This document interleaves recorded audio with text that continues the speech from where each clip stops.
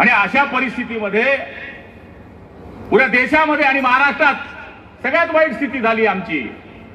आमच्या जागा 48 पैकी 50% सुद्धा आमच्या जागा आल्या नाही।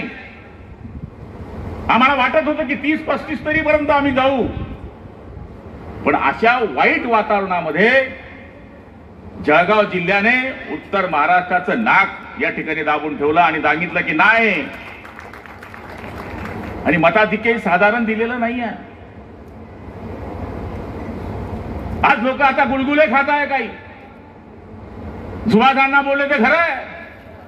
लोक म्हणताय की चंद्रबाबू नायडू चालला म्हणणे तिकडे।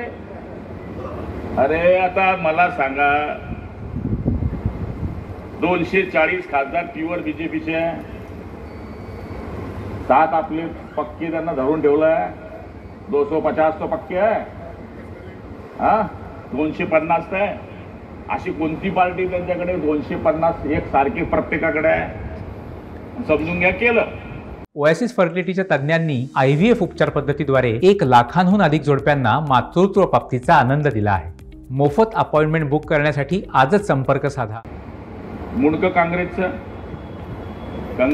कंबर चंद्रबाबू नायडूचं, हातपाय TMCचे आणि बोट शरद पवारचे, कसं चालीन ते शरीर? त्यामुळे हे सगळ्या बोलायच्या गोष्टी आहे।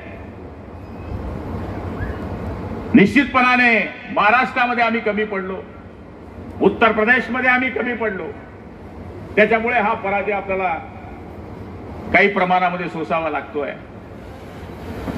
पण या देशाचे तिसऱ्या वेळचे पंतप्रधान आदरणीय नरेंद्रजी होतील, नरेंद्रजी मोदीजी होतील, हे मी सांगण्याची गरज नाही आहे।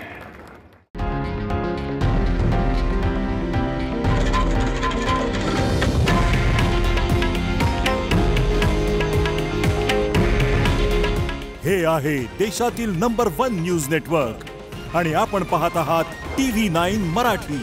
काळजी तुमची, हित महाराष्ट्राचं।